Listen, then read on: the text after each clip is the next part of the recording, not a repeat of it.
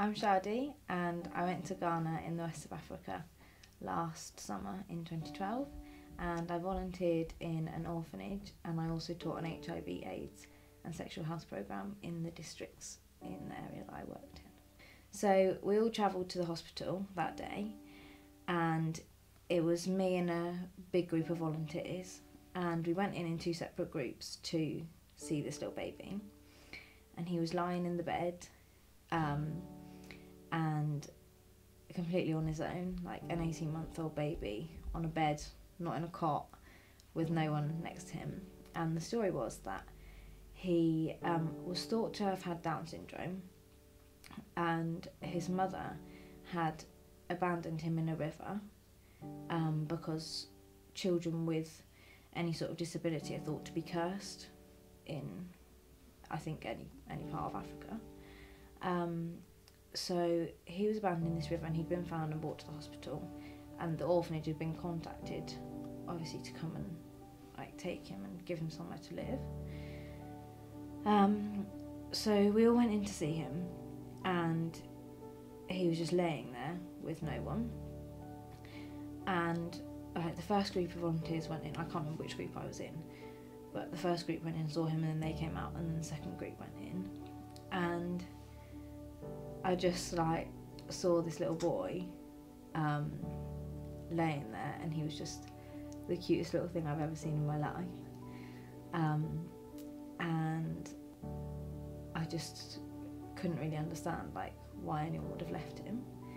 So I came outside with the other volunteers, and the girl that was my roommate in my host family had come to work with me that day.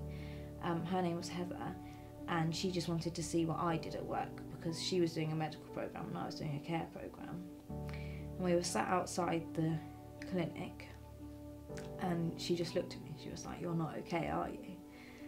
And I was like, no, I'm not okay. So I kind of went for a little walk and sat under a tree, as you do. And while I was out there, I never called my parents if there were any problems, because there was nothing they could really do while I was away. Their daughter was in Africa, they couldn't help. But I just felt like I needed to talk to my mum on this day. So I called up my mum under this tree, and she just answered, and she was like, "Hello, are you all right?" And I just went, "Mum, I'm sad." And then I explained the whole story of this little boy to her, and that he'd just been abandoned, and the orphanage was going to try and take him to help him, but we didn't know if we could.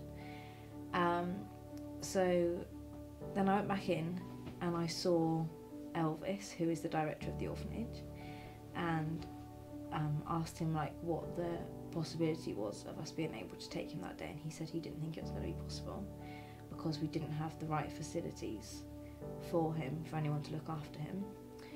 And I asked him if I only had a week left in Ghana, but I asked him if I could stay in the orphanage for that time and look after this little boy who didn't have a name at the time. So the volunteers, we all called him Henry, so he's now Henry. But even with that offer of help, there was nothing that we could do.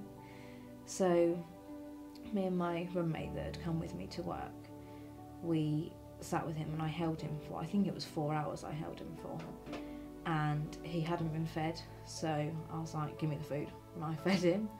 His nappy hadn't been changed, so I changed his nappy, and they'd put him in a baby grow that was too small for him as well. The nurses out there, they just work for the money, they don't work because they care. So I changed his outfit for him as well and put him in something that actually fitted.